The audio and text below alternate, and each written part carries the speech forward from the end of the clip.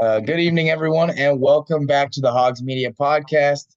We are finally back with a game to talk about. It's been a couple months since we've been with you guys and been able to talk about a Razorback sport happening that we can recap. And now we have officially reached football season, and I don't think it could have went any better last night for what we were supposed to do. Oh yeah. Yeah, it was beautiful. I don't know if you guys heard the in-game stat. That is our biggest blowout win, and I would imagine our biggest win. I can't imagine us winning 78-8. So our biggest win at least since 1918. Mhm. So we're talking over 100 years since we have opened a season like that. Our last blowout was 6 years ago, but that was 28-0 against Tulane. Uh, so to come out to put up 70 piece, I mean, that is even when you're dominating, a lot of like 70 is still a really, really hard number to get to offensively.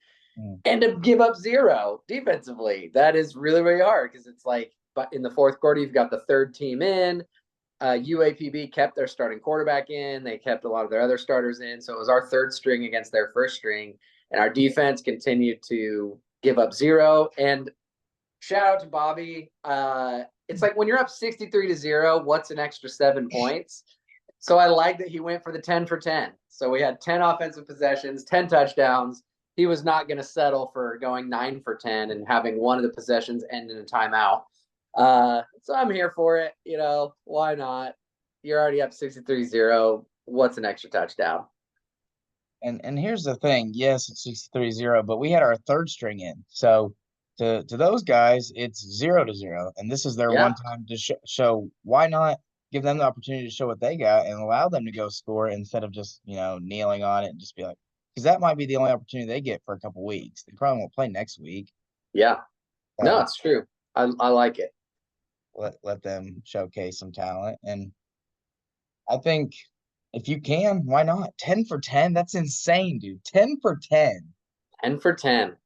It's pretty all touchdowns, not field goals, no turnovers, not even a timeout. Like we didn't end halftime or the second half like kneeling the ball or anything. So that's just wild. I think they've dug up some stats. At least in the last 25 years, no team has gone 10 for 10 on getting a touchdown on 10 consecutive possessions. Um, and those stats, I mean, it could go even further back than that. Who knows? But yeah, pretty friggin' awesome. That's what you want to see against a, UAPB, against an FCS school. That's like, obviously there was no question that we were going to win, but it was like, is it going to be 24-7? We had a few of those last year, right? Where it was like, these smaller schools are like, yeah, we won like 28-10, 35-10, even, 52-14. 70-0 is like, okay, great. There's not a single Doubt. issue. There's not a single doubt. There's not a single issue with that. So that is good. Now let's dig into, okay, what can we pick apart? What can we nitpick? Because we got Oklahoma State in 9 days. And again, I'm not a fan of our coaches and athletic directors scheduling one of 4 non-con games against a Power 4 conference. Like, Oklahoma State is good. They're projected to win the Big 12. Like, you just added another conference game to our schedule. Oklahoma State is every bit as good as the bottom half of the SEC. So, like, thank you for adding another, Mississippi State level or Ole Miss level. Maybe not Ole Miss, but I mean, they're top 20, so maybe they are that level. Well, here's the thing, Anyway, and I completely agree with you, but it's not like we're competing to be in the playoff. Like this game against Oklahoma State, say we win, will look great if we were trying to be a 9-win, which of course we are, but realistically, everybody knows we're probably not making the playoff. So we need as many wins as we can get to make a bowl game and make even a good bowl game. So I know you're not saying, oh, let's schedule another cupcake, but maybe like a Louisiana Tech or something, a solid team, but they're not necessarily power five. Like, yeah, yeah, I agree. it's tough. Yeah, so we got them in 9 days. So let's talk about what's good and maybe what's a little concerning. Well, Um, First thing that stands out to me is Taylon Green's accuracy. I Yeah. think there was a couple throws he missed last night, which again, first game jitters, you never know. But they were wide open. That's what worries me is that they were wide open and you just can't miss those throws. The first play of the game, he has Tyrone Broden streaking down the field wide open and he Yeah. misses. And it would be picked off by Oklahoma State. That should have been Oh, intercepted. should have been picked off. That was not just a like, oh, the receiver had to adjust. That's like the receiver would have been 8 yards further downfield if that was in stride. Like Mhm. that's more than an adjustment. That's a like fully stop your route, try to come back to the ball on what's supposed to be a streak route. So yeah, the I would say like overall what to kind of add to your point, the accuracy, I would say specifically just the ability to spread the field, Mhm. right? Like anything that was more than 20 yards, right? The ball either had a little bit of a wobble on it or he made the receiver have to slow down. Even the ones that were completed, right? It was like, the receiver had to slow down and make a catch or he Yeah. threw it to a dude that was just like wide open. I mean, there was that one that he hit to who was it? I think it might have been like Luke Haas or someone kind of in the right like corner, and it was between the safety and the corner. It was Satenga, Uh, maybe.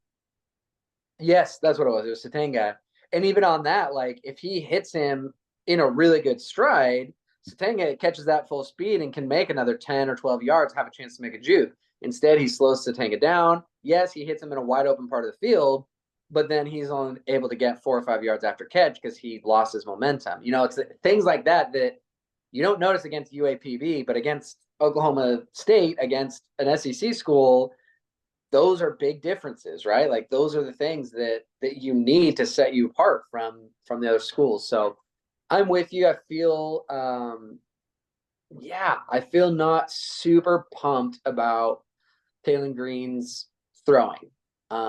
Here's the thing. I don't want to be completely negative. His running ability is insane. Next Yeah. level.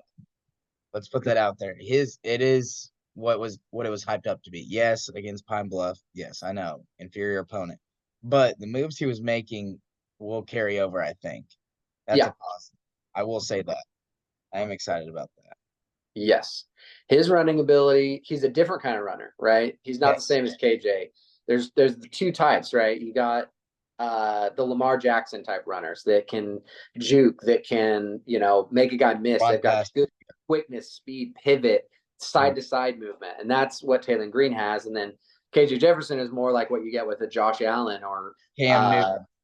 Cam Newton or Jalen Hurts, right? They're powerful and strong and they can run up the middle and they can break tackles, but they're not necessarily, juking guys out of their shoes. It's their power and strength. So it's Yeah. cool. It's exciting having a QB that can, you know, be quick on his feet and that cross, when he ran back across the field on that touchdown run, that was pretty sweet. That was pretty special. That was cool. Yeah.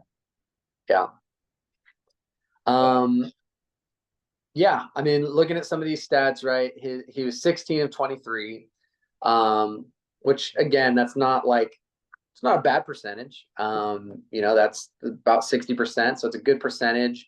You know, 4 or 5 of those were like it wasn't a beautiful pass. mhm. And then the other 10, 11, 12 of those were, just good, like, solid short slant routes right up the middle in the flats, like whatever. Um, 229 yards. His long was 34. Again, that's kind of that like stretch the field thing. If your long against UAPB is 34, you want that to be longer, right? Like you want to have a few passes that break 40 yards, a few that maybe one or two that breaks 50. 34 yards is where like you should probably have 3 or 4 passes, right? At least in a game that's like 30 to 35 yards, and then 2 to 3 above 40, and then maybe 1 or 2 above 50, especially against a UAPB, right? So again, it's that thing of like, is the secondary of better conferences, are they going to be super worried? Mhm. Or are they going to be able to, kind of sit back and hang back and just don't let him run, right? Just play contain defensive line, and then force him to make a pass against maybe a 7-man, secondary or 8-man secondary. So we'll see how that plays out. Um, anyway, let's talk about our running backs. What a show by Jaquindon Jackson. What an athlete that guy is. Dude, there was a lot of hype about him coming over from Utah, top 25 program over the last few years, a big Pac-12 champion type school. He's good. He's good. He only had 8 carries last night, but he had 101 yards, I think 12 point something yards a carry. And Yeah. he definitely could have had a 200 plus last night if we would have kept him in the game. I mean, he was Oh, just yeah. all over them. He was all over.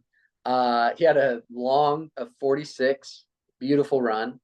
Made a lot of guys miss tackles.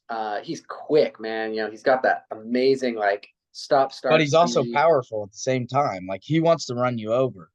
Yeah, he's not afraid. He's not afraid of contact. He's not running east to west. He's running No, he north to wants south. contact. Yeah, he Yeah, wants to. yeah. He's legit. I like him a lot. He had 2 catches as well for 20 yards. Um, so that's good. Knowing that he's got some sure hands. Um, Braylon Russell looked good. I thought he looked really impressive. yeah. Reed looked solid, and we didn't even see Dominion really. He came in I for like you know I was surprised. Dominion came in the fourth quarter or late third, got a couple runs, almost got a touchdown, I but think he was hurt. I think I had heard before that he was hurt and he might not like Armstrong. Armstrong didn't play. yeah, I was looking for Armstrong. That was unfortunate to not see him.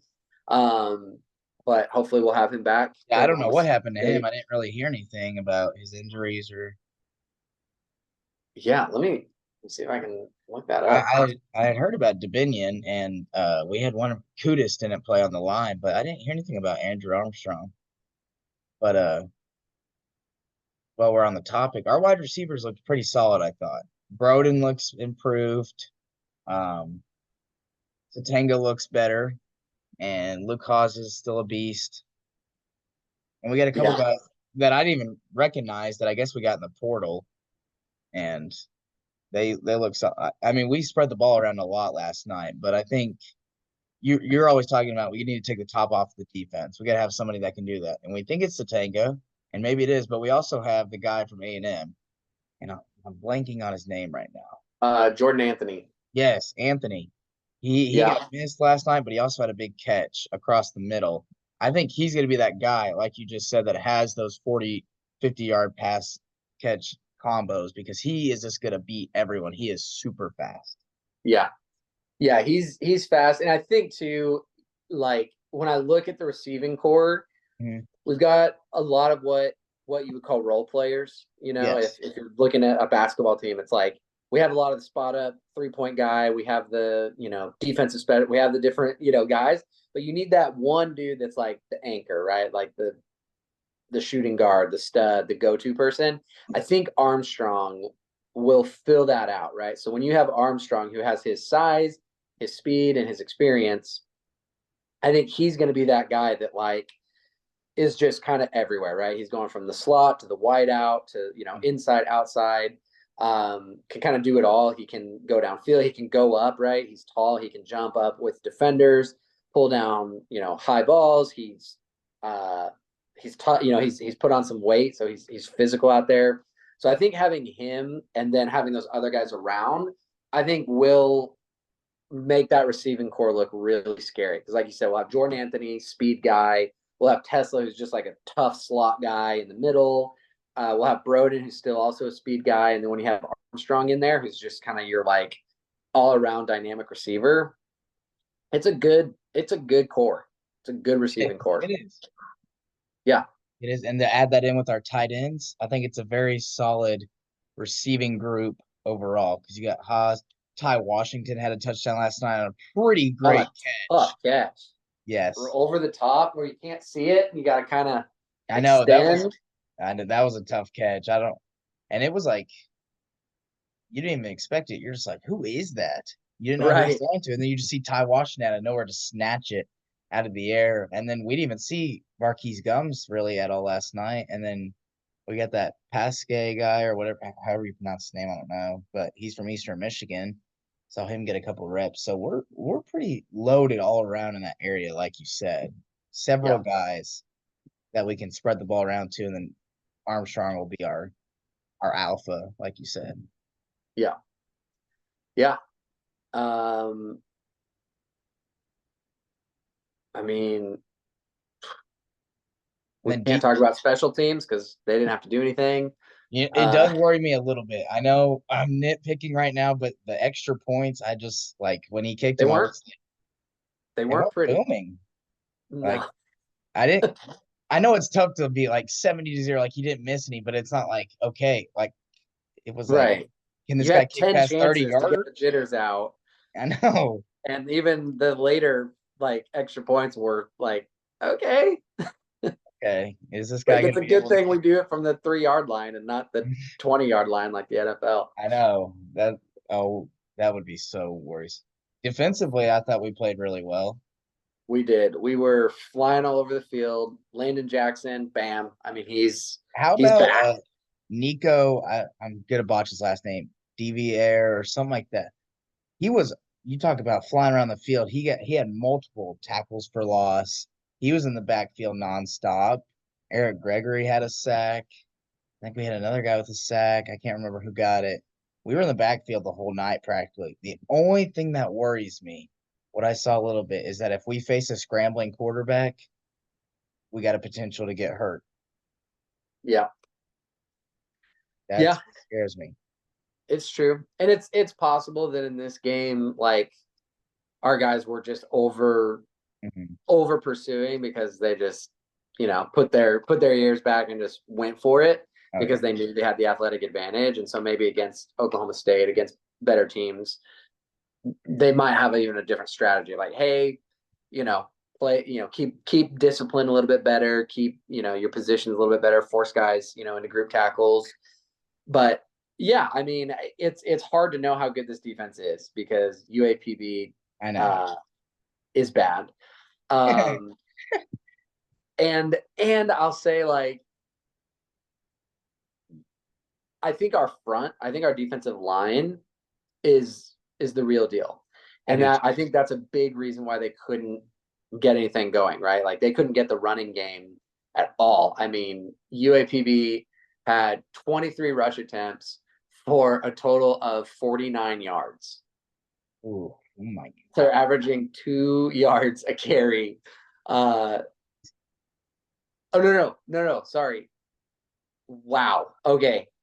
Sorry, I was reading the stat sheet wrong. Are you ready for this? Okay. So on all of their 23 runs, yes, they gained 49 yards total, but they also lost 42 yards. So their net yardage on rushing Seven. was 7 yards. 7. I don't care who 7. you're playing. 7 net yards is insane. That is beautiful. I mean, freaking That's awesome. 7 yards. That's nutty. That's crazy. Uh, and that's linebackers and defensive line. So freaking hats off to them. Passing, obviously we didn't give up anything. Mhm. I think the longest pass that we gave up was 21 yards. That's nothing. 11 of 23. Below 50% completion percentage. I will say I would have, and I know a couple of them got called back because of penalties, but I would have liked to see us get a turnover or two. Mhm. When you're playing UAPB and you're dominating them that bad, you hope that you get a couple interceptions. You hope that you can force a fumble or two, especially when you're hitting them in the backfield that much. Again, that's not going to make or break a defense, but if I'm looking to nitpick and say, what happens, against better teams, well, you know, is our secondary really that mostly just concerns me about the secondary, right? Like how good is the secondary? Obviously, I still think our front seven are really solid, giving up 7 yards and having 4 sacks. That's a beautiful game. Like that is as good as any team could ever do against UAPB. You know what I mean? Like those are the kind of numbers that Georgia's defense, Alabama's defense, that's the kind of numbers they're putting up against a UAPB, you know, so that's phenomenal. But then, yeah, why isn't our secondary getting any interceptions? Who knows? Again, there wasn't a ton of opportunities. They only threw it 23 times. He was getting pressured a lot, throwing it out of bounds a lot. So, you know, It's tough to tell. it's It tough, but yeah. overall, I think we'll really get a true test of where we're heading. This next week is so huge. It completely changes the landscape of the season. So I think we'll Yeah. find out a lot more heading into this week. Yeah. Well, I mean, it's basically our recap of game Yep. one. Great. I mean, great way to start. I mean, Bobby Petrino comes as advertised, putting up 70 points, keeping that offense moving. We didn't have to get, we didn't get stopped on third down one single time all Oh yeah. game.